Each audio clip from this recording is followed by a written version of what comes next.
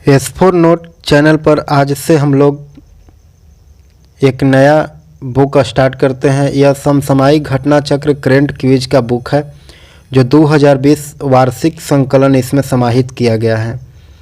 और इस किताब के अंतर्गत हम लोग विभिन्न टॉपिकों को पढ़ेंगे, जैसे आर्थिक घटना संग्रह, राष्ट्रीय घटना संग्रह, लेख, खेल खिलाड़ी, महत्वपूर्ण योजना और अंतर्राष्ट्रीय घटना संग्रह और विभिन्न प्रश्नों को देखेंगे जो आगामी होने वाले सभी प्रकार के प्रतियोगी परीक्षाओं के लिए यह घटना चक्र का सीरीज अति महत्वपूर्ण किताबों में से एक है। और इस सीरीज के और वीडियो देखने के लिए हमारे S4 नोट यूट्यूब चैनल के प्लेलिस्ट में जाएं और वहां आपको सारे वीडियो मिल जाएंगे। और इस घटना चक्र सीरीज से हम लोग आज से स्टार्ट करते हैं। तो चलिए स्टार्ट करते हैं आज का टॉपिक, यानी आज का करेंट क्विज, करेंट अफेयर 2020 वार्षिक संकलन। पहला प्रश्न है कि 8 मई 2020 को भारत सरकार द्वारा लेपू लेक धारचूला मार्ग का उद्घाटन किया गया। और लेपू लेक धारचूला मार्ग का संबंध भारत के किस राज्य से है? तो इसका सही उत्तर हो जाएगा ऑप्शन ए, उत्तराखंड से। और इसके बारे में कहा जाता है कि लेपू लेक धारचूला मार्ग क्यों चर्चा में है, उसके बारे में जानते हैं। क्योंकि यह कैलाश मानसरोवर संपर्क मार्ग हेतु बनाया गया है और इसका उद्घाटन तिथि था 8 मई 2020। और इसके उद्घाटनकर्ता यानी लेपू लेक धारचूला मार्ग के उद्घाटनकर्ता राजनाथ सिंह, रक्षा मंत्री, भारत सरकार द्वारा वीडियो कॉन्फ्रेंसिंग के माध्यम से किया गया था। और लेपू लेक धारचूला मार्ग कहां से कहां तक जाती है, तो इसके बारे में देखते हैं कि धारचूला उत्तराखंड से लेपू लेक चीन सीमा तक जाती है और इसकी कुल लंबाई 80 किलोमीटर है। अगला प्रश्न है कि मई 2020 में भारत के किस मंत्रालय द्वारा गरुड़ पोर्टल का शुभारंभ किया गया?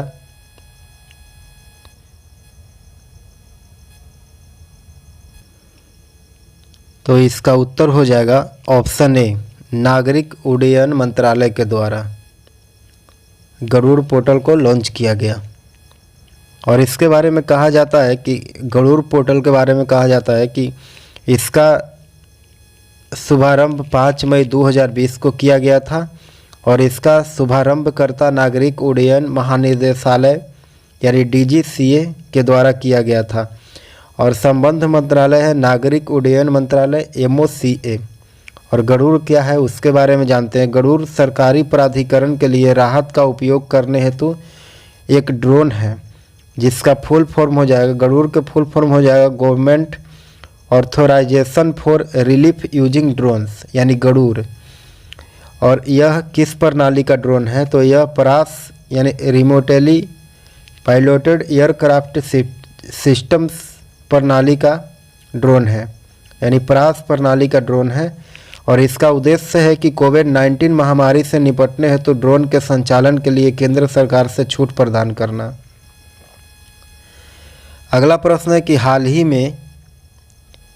ही में भारत के पहले ट्रांसशिपमेंट हब बलार पदम टर्मिनल के विकास गतिविधियों की समीक्षा की गई। यह टर्मिनल किस बंदरगाह से संबंधित है? तो इसका सही उत्तर होगा ऑप्शन ए, कोचीन बंदरगाह से। और इसके बारे में क्या कहता है वो देखेंगे। और बलार पदम टर्मिनल विकास गतिविधि समीक्षा, और समीक्षा की तिथि कब था? तो इसका समीक्षा की तिथि 15 जुलाई 2020।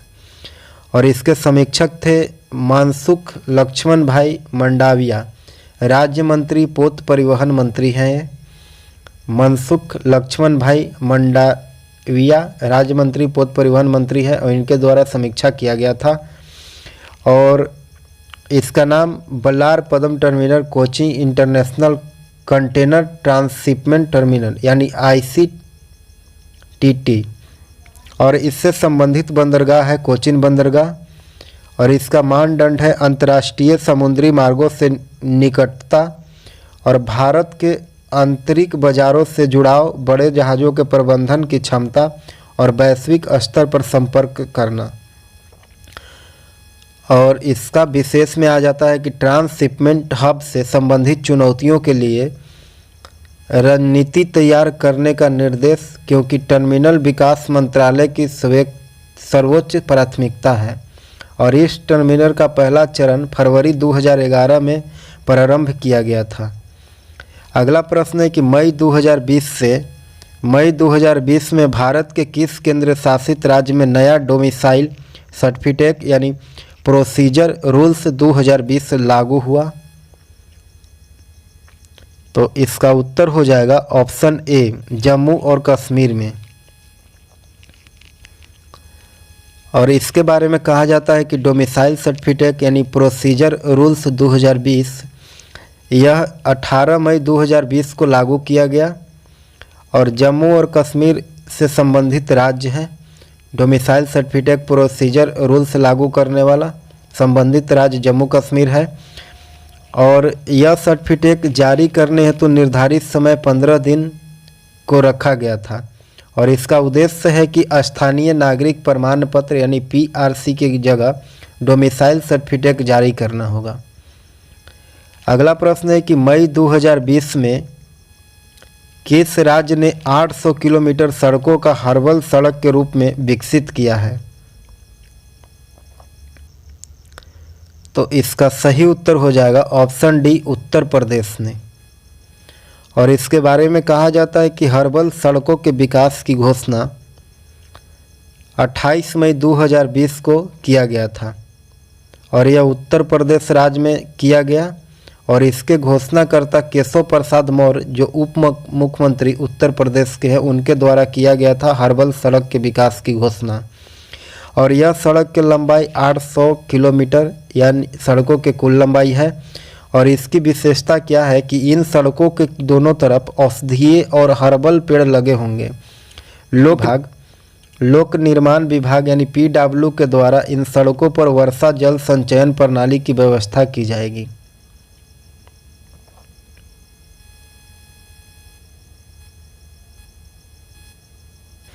अगला प्रश्न है कि मई 2020 में भारत के किस राज्य में कोविड-19 से प्रभावित प्रवासी श्रमिकों के लिए प्रवासी राहत मित्र ऐप यानी प्रवासी राहत मित्र ऐप लॉन्च का लोकार्पण किया गया? तो इसका उत्तर क्या होगा? तो इसका उत्तर हो जाएगा ऑप्शन सी, उत्तर प्रदेश के द्वारा। और इसके बारे में कहा जाता है कि प्रवासी राहत मित्र ऐप यह ऐप जिसमें प्रवासी कामगारों से जुड़ी समस्या समान जानकारी की सूचीबद्ध की जाएगी और इसको 8 मई 2020 को लॉन्च किया गया था और यह उत्तर प्रदेश से लॉन्च किया गया और इसका उद्देश्य है कि प्रवासी श्रमिकों को सरकारी योजनाओं का लाभ प्रदान करना। और इस ऐप की विशेषता है कि राजस्व विभाग द्वारा संयुक्त राष्ट्र विकास कार्यक्रम यूएनडीपी के सहयोग से विकसित किया गया है। अगला प्रश्न है कि मई 2020 में भारत के किस राज्य ने देश के अन्य हिस्सों से आए प्रवासी परिवार के सदस्यों को शिक्षित और संवेदनशील करने के लिए एक नया कार्यक्रम निकाह शुरू करने की योजना बनाई है? इसका उत्तर क्या होगा? तो इसका उत्तर हो जाएगा ऑप्शन डी, हिमाचल प्रदेश के द्वारा। निकाह कार्यक्रम क्या है उसके बारे में जानते हैं। निकाह कार्यक्रम 5 मई 2020 को लागू किया गया और यह हिमाचल प्रदेश से संबंधित है और इसका उद्देश्य क्या है? निकाह कार्यक्रम का उद्देश्य है कि राज्य में देश के विभिन्न हिस्सों से आए प्रवासी कामगारों के परिजनों को शिक्षित और संवेदनशील बनाना और जागरूकता पैदा करना है। और यह विशेष में देखेंगे निकाह कार्यक्रम के बारे में कि उपयुक्त उद्देश्य के पूर्ति के लिए आंगनबाड़ी स्वास्थ्य कर्मियों और आशा कार्यकर्ताओं को तैनात किया जाएगा, इसका विशेष है।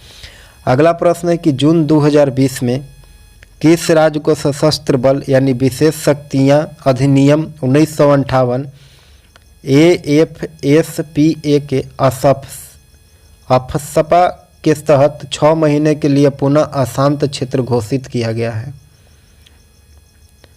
तो इसका उत्तर हो जाएगा ऑप्शन सी, नागालैंड को। इसका उत्तर हो जाएगा नागालैंड। और इसके बारे में कहा जाता है कि नागालैंड पुनः अशांत क्षेत्र घोषित हो गया और यह 30 जून 2020 को घोषित किया गया नागालैंड को।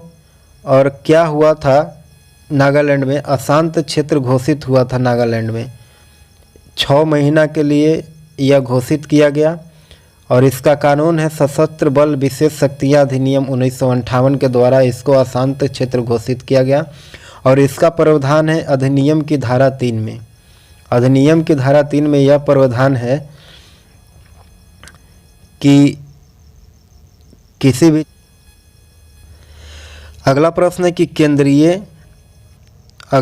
कि केंद्रीय सामुद्री मत्स्यिकी अनुसंधान संस्थान यानी CMFRI के द्वारा जारी एक रिपोर्ट के अनुसार वर्ष 2019 में भारत में समुद्री मछली उत्पादन का में कौन सा राज्य मात्रा के आधार पर शीर्ष पर है?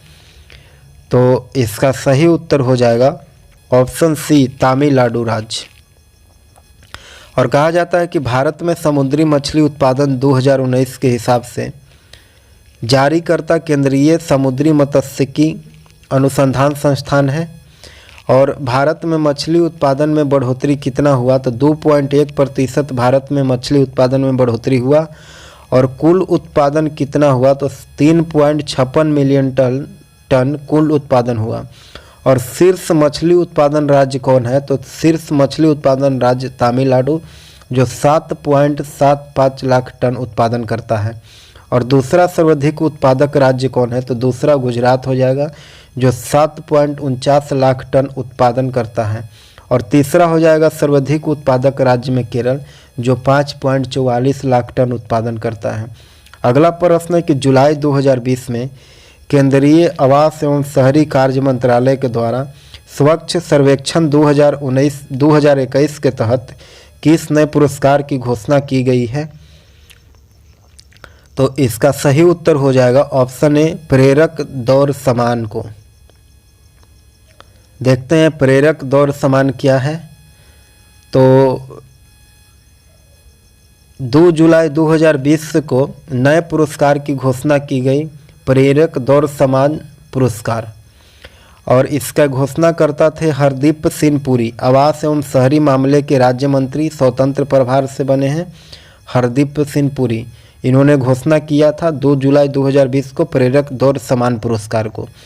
और उक्त सम्मान के उप श्रेणियों की संख्या कितनी है? तो उप श्रेणी की संख्या 5 हो जाएगा। और उप श्रेणियों के नाम हो जाएगा जैसे दिव्य, प्लेटिनम, अनुपम, स्वर्ण का और उज्ज्वल। उज्ज्वल जो है वह रजत का है। और उदित यह कांस्य का पदक है। और आरोही यह आकांक्षी है। और प्रत्येक श्रेणी में चुने जाने वाले शहरों की संख्या कितना है? तो 3 शहरों को चुना गया प्रत्येक श्रेणी में। अगला प्रश्न है कि जुलाई 2020 में अटल इनोवेशन मिशन यानी AIM ने इनक्यूबेटर क्षमता वृद्धि कार्यक्रम AIM iCrest लॉन्च किया। और अटल इनोवेशन मिशन किस संस्था से संबंधित है? तो इसका उत्तर हो जाएगा ऑप्शन ए, नीति आयोग से संबंधित है अटल इनोवेशन मिशन। और AIM iCrest क्या है? AIM iCrest क्या है इसके बारे में जानते हैं। तो इसको 30 जुलाई 2020 को लॉन्च किया गया था और अटल इनोवेशन मिशन के द्वारा इसको लॉन्च किया गया AIM iCrest को। और इसके अंतर्गत नीति आयोग आता है और इसके सहयोग से यह बिल एवं मिलिंडा गेट्स फाउंडेशन और वाधवानी फाउंडेशन के द्वारा यह लॉन्च किया गया था। इसके सहयोग से लॉन्च किया गया और इसका उद्देश्य है अर्थव्यवस्था को बढ़ावा देने के लिए स्टार्टअप उद्यमियों की मदद करना, इसका मुख्य उद्देश्य है।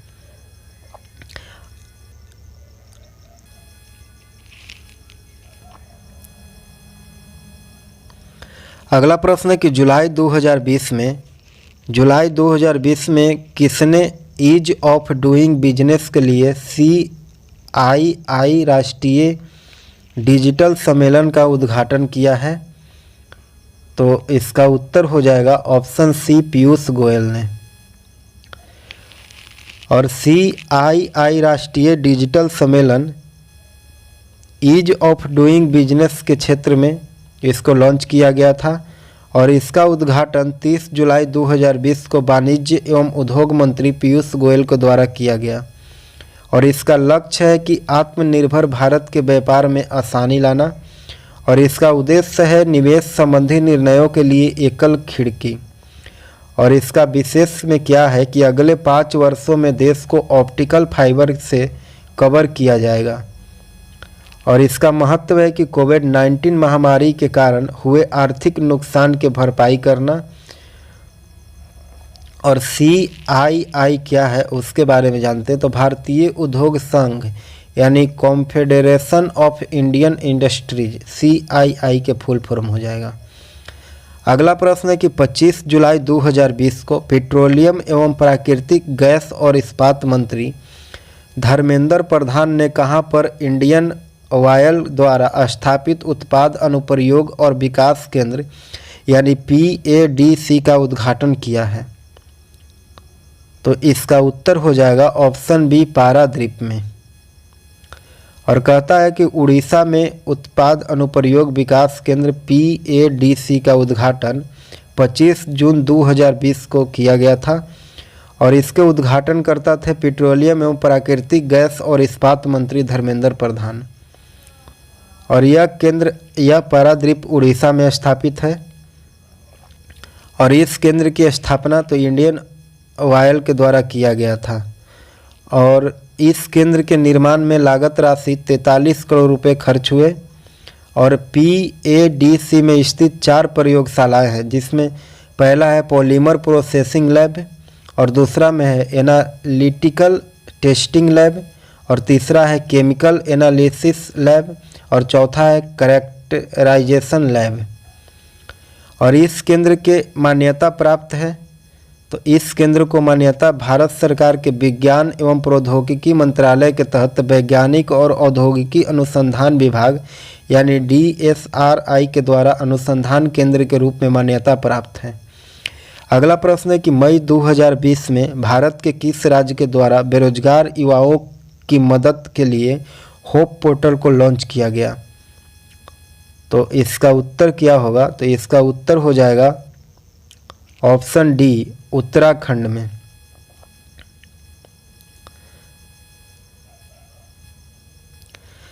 होप पोर्टल क्या है उसके बारे में जानते हैं। तो होप पोर्टल जो है वह हर जगह लोगों के मदद करना।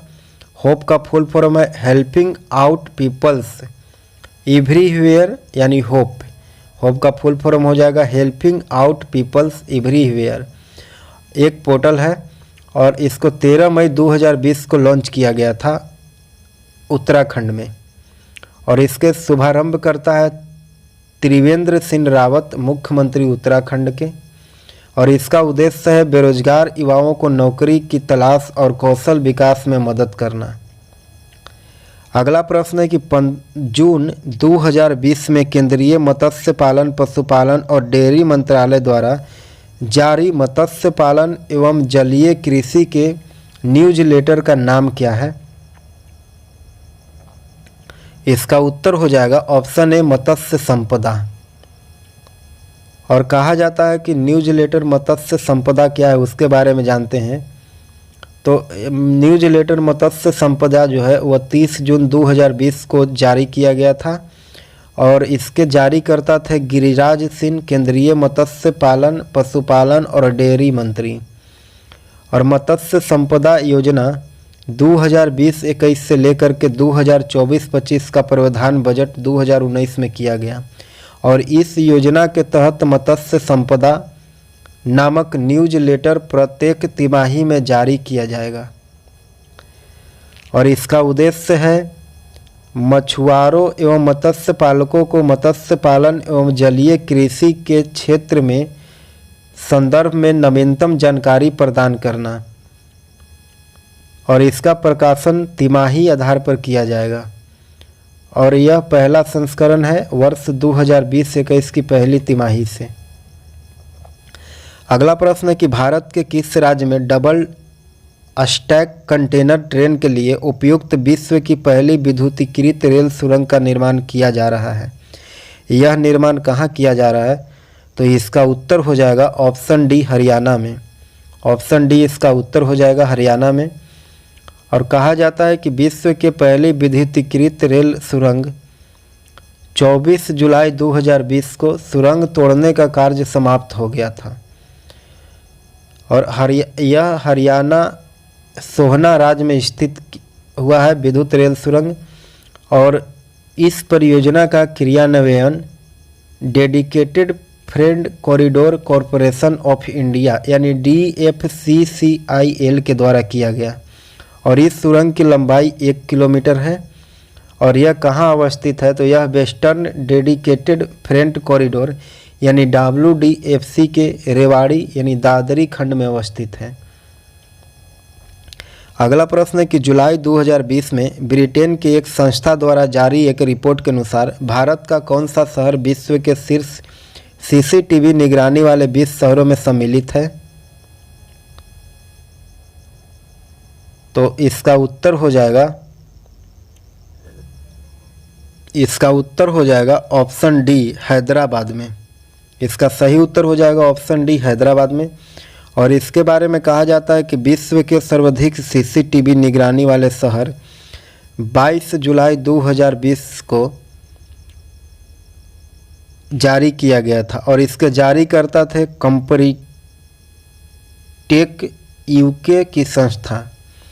और इसका विषय है वैश्विक स्तर पर CCTV द्वारा निगरानी करना और इसमें कुल शामिल शहर है 150 शहर को शामिल किया गया था CCTV निगरानी वाले शहर के सूची में। और शीर्ष 3 शहर है, पहला है ताइवान और दूसरा है उक्सी और तीसरा है लंदन। अगला भारत के शीर्ष 3 शहर हो जाएंगे, जैसे हैदराबाद 16वां और दूसरा चेन्नई 21वां और तीसरा दिल्ली। दिल्ली जो होगा वह 33वां शहर होगा। और कंपरीकेट मुख्यालय कहाँ है? कंपरीकेट का मुख्यालय कहाँ है? तो इसका मुख्यालय ब्रिटेन में है। और इसका विशेष क्या है कि भारत के हैदराबाद शहर विश्व के शीर्ष 20 शहरों में सम्मिलित है और शीर्ष 20 शहरों में 18 चीन से हैं। अगला प्रश्न है कि मई 2020 में भारत सरकार के आवास एवं शहरी कार्य मंत्रालय द्वारा जारी रिपोर्ट के अनुसार देश में 5 स्टार रेटिंग वाले शहरों की संख्या कितना है? तो इसका उत्तर हो जाएगा ऑप्शन बी, 6 शहर को शामिल किया गया है 5 स्टार रेटिंग वाले शहरों में। कचरा मुक्त शहरों के स्टार रेटिंग दिया जाता है और यह रेटिंग 19 मई 2020 को जारी किया गया। और कचरा मुक्त शहरों के स्टार रेटिंग से संबंधित मुख्यालय है आवास एवं शहरी कार्य मंत्रालय और इसका उद्देश्य शहरों में उच्च स्तर के स्वच्छता प्रदान करना। और इसके घोषणाकर्ता है हरदीप सिंह पुरी, केंद्रीय आवास और शहरी मामलों के मंत्रालय। और इसके आकलन वर्ष रहा 19-20 के लिए आकलन वर्ष को घोषित किया गया। और आवेदन करने वाले कुल शहर थे 1435 गो कुल आवेदन हुआ। और 5 स्टार रेटिंग वाले शहरों में हो जाते हैं 6 गो, जैसे अंबिकापुर पहला, राजकोट दूसरा, सूरत तीसरा और चौथा मैसूर, 5वां इंदौर और 6ठा नवी मुंबई। और 1 स्टार रेटिंग वाले शहर में 70 शहर आ जाते हैं, जिसमें हो जाता है दिल्ली, छावनी, बड़ोदरा, रोहतक इत्यादि। और उत्तर प्रदेश के कुल 6 शहरों जैसे अलीगढ़, गजरौला, गाजियाबाद, झांसी, लखनऊ, नोएडा को 1 स्टार रेटिंग दिया गया है। और 3 स्टार रेटिंग वाले शहर 65 को हो जाएंगे, जिसमें करनाल, नई दिल्ली, तिरुपति, विजयवाड़ा, चंडीगढ़, भिलाई नगर, अहमदाबाद इत्यादि आ जाते हैं 3 स्टार रेटिंग वाले शहर में। अगला प्रश्न है कि मई 2020 में प्रधानमंत्री ग्राम सड़क योजना के तीसरे चरण का तीसरे चरण का विस्तार किया गया। और प्रधानमंत्री ग्राम सड़क योजना का शुरुआत किस वर्ष में किया गया था? तो इसका सही उत्तर हो जाएगा ऑप्शन 1, वर्ष 2020 में किया गया।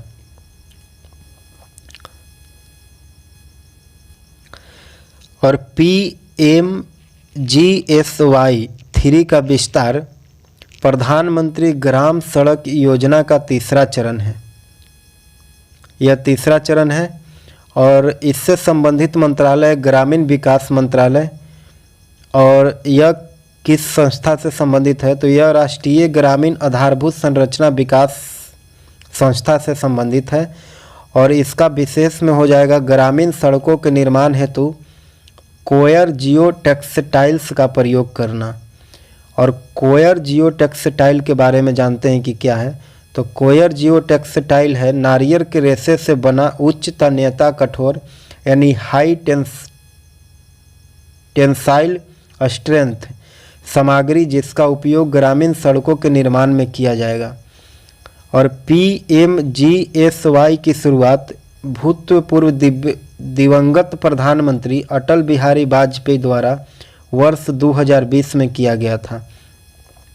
अगला प्रश्न है कि 12 मई 2020 को देश में आत्मनिर्भर भारत का शुभारंभ किसके द्वारा किया गया? तो इसका सही उत्तर हो जाएगा इनमें से कोई नहीं, ऑप्शन डी सही उत्तर होगा, इनमें से कोई नहीं। और इसके बारे में कहता है कि आत्मनिर्भर भारत क्या है? तो आत्मनिर्भर भारत 12 मई 2020 को शुभारंभ किया गया था और इसके शुभारंभकर्ता थे प्रधानमंत्री नरेंद्र मोदी। और इस आत्मनिर्भर भारत का उद्देश्य है कि देश के आत्मनिर्भरता पर विशेष रूप से ध्यान देने हेतु आवश्यक कदम उठाना। और इसके घोषित कुल आर्थिक पैकेज है 20 लाख करोड़ रुपया। आत्मनिर्भर भारत के लिए कुल घोषित पैकेज है 20 लाख करोड़ रुपया। और आत्मनिर्भर भारत हेतु 5 स्तंभ आधारित किया गया, जिसमें पहला है अवसंरचना अर्थव्यवस्था और दूसरा अर्थव्यवस्था प्रणाली और तीसरा है मांग तथा जीवंत जनसांख्यिकी। अगला प्रश्न है कि 21 मई 2020 में खुदरा विक्रेताओं को एंड टू एंड सेवाएं प्रदान करने के लिए ई-कॉमर्स मंच प्रदान किया जाएगा, जिसका नाम है, इसका नाम क्या होगा? तो इसका नाम हो जाएगा भारत बाजार। ऑप्शन बी सही उत्तर हो जाएगा भारत बाजार। और कहता है कि भारत बाजार एक राष्ट्रीय ई-कॉमर्स मार्केट प्लेस है और इसके घोषणाकर्ता थे अखिल भारतीय व्यापारी परिसंघ यानी CAIT के सदस्य।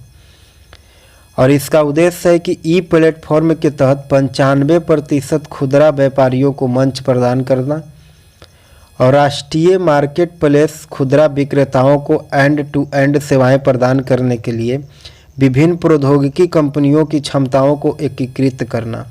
और इसके तहत वर्ष 2020 के अंत तक लगभग 1 करोड़ खुदरा व्यापारियों को जोड़ा जाएगा। अगला प्रश्न है कि मई 2020 में किसके द्वारा आवश्यक वस्तु अधिनियम 1955 में संशोधन की घोषणा किया गया है? इसका उत्तर हो जाएगा ऑप्शन सी निर्मला सीतारमण के द्वारा। और कहा जाता है कि आवश्यक वस्तु अधिनियम 1955 में संशोधन किस लिए किया गया? तो यह संशोधन कृषि क्षेत्र में संचालन और प्रशासनिक सुधार के लिए किया गया था। और यह संशोधन निर्मला सीतारमण वित्त मंत्री भारत सरकार के द्वारा किया गया। और यह आत्मनिर्भर भारत भाग 3 अभियान के अंतर्गत आता है और इसकी घोषणा 15 मई 2020 को किया गया था। इसकी घोषणा 15 मई 2020 को किया गया और इसका विशेष है कृषि खाद्य पदार्थ नियंत्रण से मुक्त और कोविड-19 जैसी परिस्थितियों में स्टॉक के सीमा पर प्रतिबंध और अनुबंध खेती हेतु नया कानून और कृषि विपणन में सुधार करना आदि इसके विशेष हैं। अगला प्रश्न है कि मई 2020 में भारत सरकार के सड़क परिवहन और राजमार्ग मंत्रालय द्वारा चंबा सुरंग का उद्घाटन किया गया। इस सुरंग की लंबाई कितनी है? तो इसका उत्तर हो जाएगा ऑप्शन डी 440 मीटर। और चंबा सुरंग के बारे में कहा जाता है कि इसकी उद्घाटन 26 मई 2020 वीडियो कॉन्फ्रेंसिंग के माध्यम से किया गया और इसके उद्घाटनकर्ता नितिन गडकरी केंद्रीय सड़क परिवहन एवं राजमार्ग मंत्री हैं। और यह सुरंग यानी चंबा सुरंग सड़क परिवहन और राजमार्ग मंत्रालय से संबंधित है और इसके निर्माण करता है सीमा सड़क संगठन BRO के तहत शिवालिक टीम के द्वारा निर्माण किया गया। और यह 4 धाम परियोजना से जुड़ा हुआ है। चंबा सुरंग, इस सुरंग को राष्ट्रीय राजमार्ग संख्या 94 पर उत्तराखंड के टिहरी गढ़वाल जिले में स्थित चंबा शहर में हिल स्टेशन के नीचे ऋषिकेश यानी धरासू मार्ग पर खोदी गई 440 मीटर लंबी सुरंग है। और इसका विशेष क्या है? तो इसका विशेष हो जाएगा कि निर्माण में ऑस्ट्रेलियाई प्रौद्योगिकी का उपयोग और 4 धाम परियोजना के तहत 889 किलोमीटर लंबे राष्ट्रीय राजमार्ग का निर्माण जो ऋषिकेश धरासू गंगोत्री को जोड़ेगा। अगला प्रश्न 2020 में भौगोलिक उपदर्शन रजिस्ट्री यानी ग्राफिकल इंडिकेशन रजिस्ट्री द्वारा जारी रिपोर्ट के तहत कुल कितने पारंपरिक कलाओं को GI टैग प्रदान किया गया है? तो इसका उत्तर हो जाएगा ऑप्शन बी 4 गो के।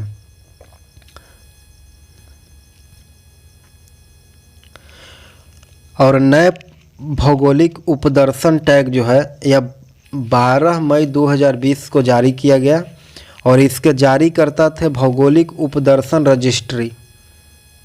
नए भौगोलिक उपदर्शन टैग को जारी करता भौगोलिक उपदर्शन रजिस्ट्री।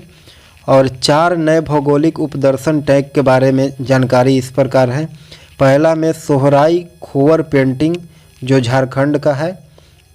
हजारीबाग जिले में स्थित आदिवासी महिलाओं के द्वारा प्रचलित एक पारंपरिक एवं अनुष्ठानिक भित्ति कला है।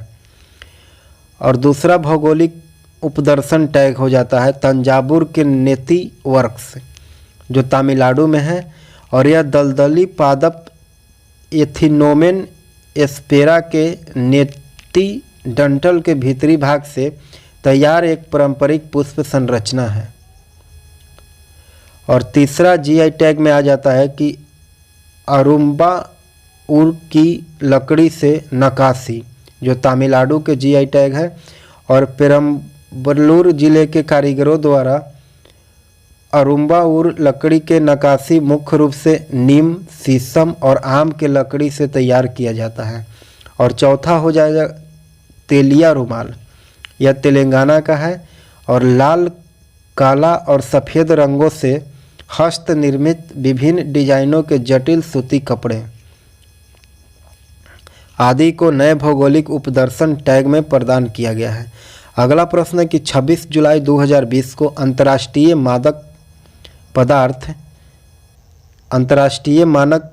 पदार्थ सेवन और तस्करी निरोध दिवस अवसर पर केंद्रीय सामाजिक न्याय एवं अधिकारिता राज्य मंत्री रतन लाल कटारिया ने कितने सबसे अधिक प्रभावित जिले के लिए नशा मुक्त भारत वार्षिक कार्य योजना 2020-21 का शुभारंभ किया है?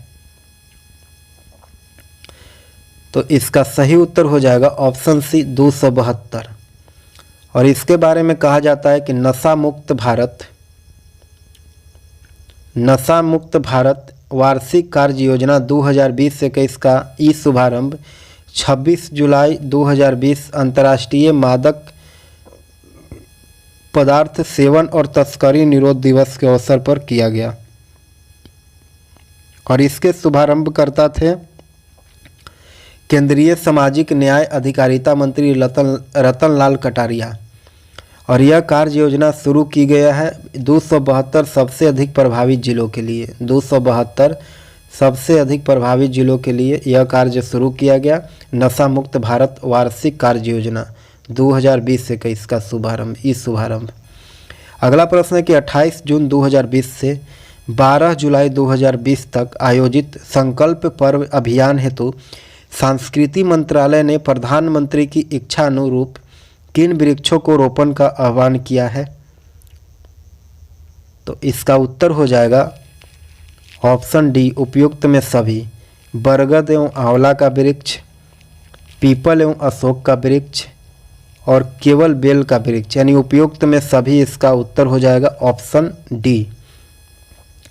कहता है कि संकल्प पर्व 2020 नामक वृक्षारोपण अभियान 28 जून 2020 से 12 जुलाई 2020 के मध्य संचालित किया गया और इसके संचालनकर्ता संस्कृति मंत्रालय भारत सरकार के द्वारा यह संचालित किया गया और संस्कृति मंत्रालय द्वारा प्राथमिकता के आधार पर आह्वान किया गया प्रधानमंत्री की इच्छा अनुरूप 5 वृक्षों को, जिसमें बरगद, पीपल, अशोक, आंवला और बेल को रोपण शामिल किया गया है। अगला प्रश्न है कि 29 जून 2020 को भारत सरकार ने कितने चाइनीज ऐप्स पर प्रतिबंध लगाने की घोषणा की है?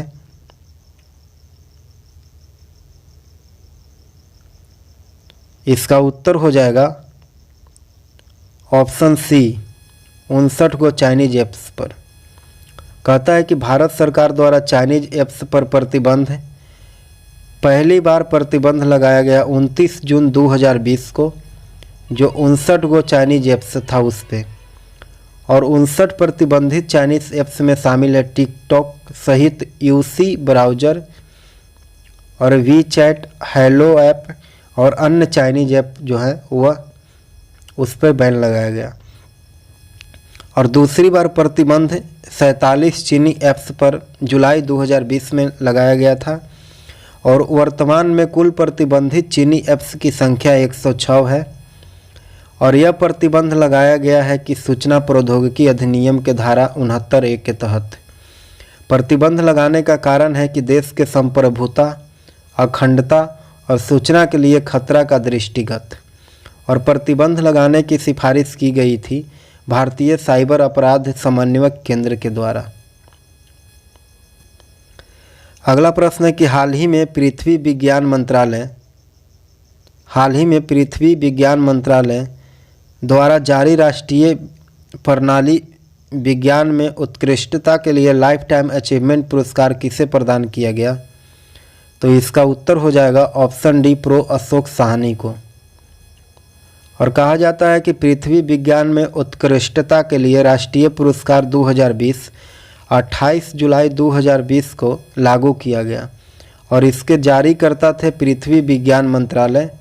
और इसका उद्देश्य था कि पृथ्वी विज्ञान के क्षेत्र में प्रतिष्ठित वैज्ञानिकों एवं इंजीनियरों के द्वारा किए गए वैज्ञानिक योगदान को मान्यता प्रोत्साहन देना। और यह पुरस्कार विभिन्न श्रेणियों में प्रदान किया जाता है, जैसे life time achievement award pro Ashok Sahni को प्रदान किया गया। और दूसरा, महासागर विज्ञान एवं प्रौद्योगिकी के लिए राष्ट्रीय पुरस्कार डॉक्टर BBS शर्मा एवं डॉक्टर M रविचंद्रन को दिया गया। और तीसरा हो जाएगा, वायुमंडलीय विज्ञान और प्रौद्योगिकी के लिए राष्ट्रीय पुरस्कार डॉक्टर S सुरेश बाबू को प्रदान किया गया।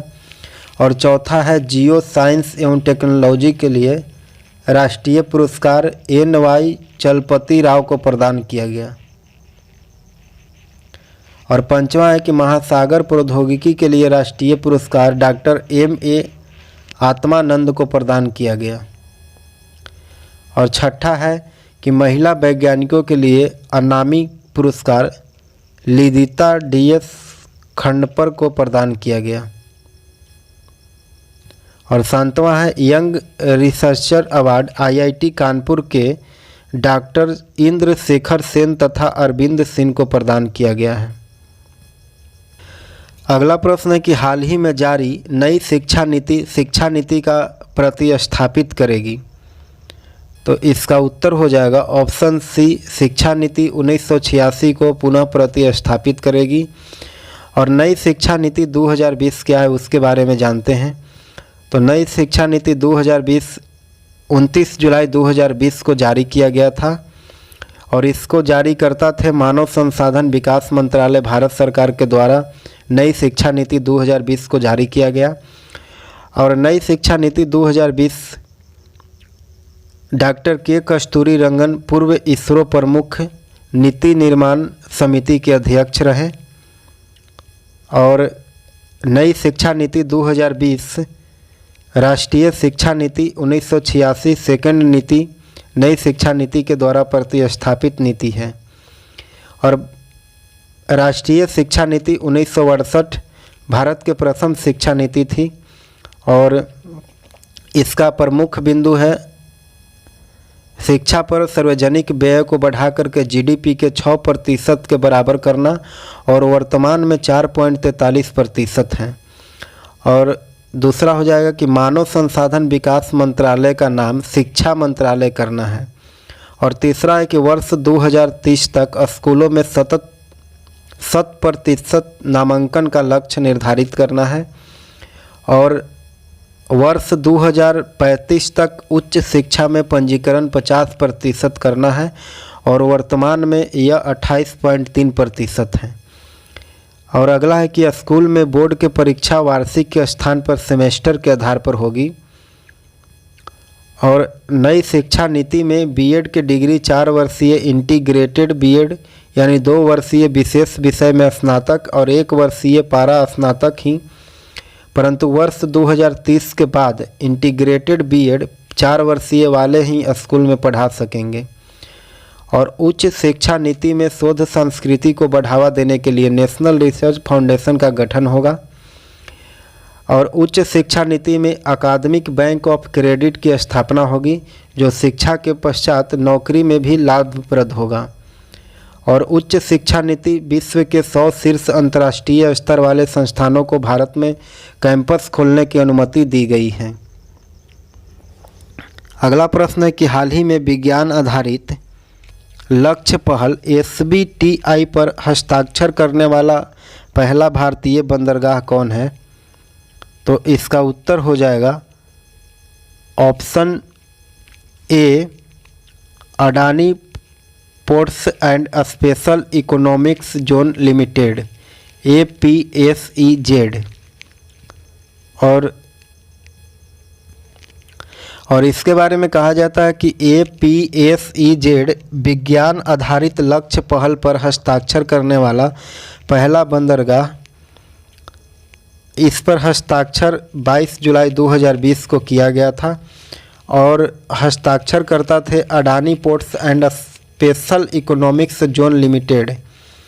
और इसका विशेष है कि Adani ports and special economics zone विज्ञान आधारित लक्ष्य पहल SBTI पर हस्ताक्षर करने वाला भारत का पहला तथा विश्व का 7वां बंदरगाह है। और एफ के बीच एक सहयोग है। और SBTI कंपनियों को विज्ञान आधारित कार्बन उत्सर्जन में कमी लाने में सहयोग करता है और यह विज्ञान आधारित लक्ष्य पहल है। आप हमारे चैनल पर नए हैं तो आप हमारे चैनल को सब्सक्राइब करें, लाइक करें और शेयर करें। धन्यवाद।